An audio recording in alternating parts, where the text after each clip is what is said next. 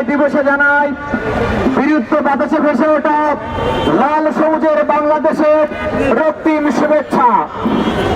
আমরা বলতে চাই, সীমান্তে ফেলানির রাষ্ট্রীয় স্বাধীনতার প্রতীক। আমরা বলতে চাই, নদীর পানির অনেক হিস্সাটি স্বাধীনতার প্রতীক। স্বাধীনতার জন্য বছরে আমরা এখন পর্যন্ত স্বাধীনতাকে আবারও খুঁজে পেয়েছি। আমরা আধিপত্যবাদ ভারতকে বলতে চাই, যদি আপনারা যোগ্য প্রতিবেশী না হতে পারেন, তাহলে আগামী দিনে আমরা আরো 7টি প্রতিবেশীর জন্ম দেবো ইনশাআল্লাহ। মনে রাখতে হবে, এদেশের জনগণ এখন আর বোকা নয়। চালের উপরে কোন দশত্বের শাসন চালানো যাবে না।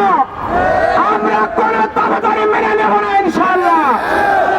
আমরা বলতে চাই, আগামীর বাংলাদেশ হবে তরুণদের বাংলাদেশ।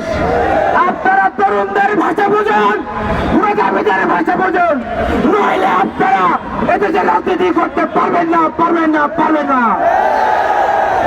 আমরা বলতে চাই, যে সমস্ত শত্রু বাহিনী সেনাবাহিনীকে হত্যা করেছিল, তাদের বিচার করতে হবে। যারা আলিমুলামাদেরকে হত্যা করেছিল, তাদের বিচার করতে হবে। সংগ্রামী উপস্থিতি, আগামী দিনে দেশ ইসলাম রক্ষার আন্দোলনে সবাইকে অংশগ্রহণ করার আহ্বান জানিয়ে কথা শেষ করছি।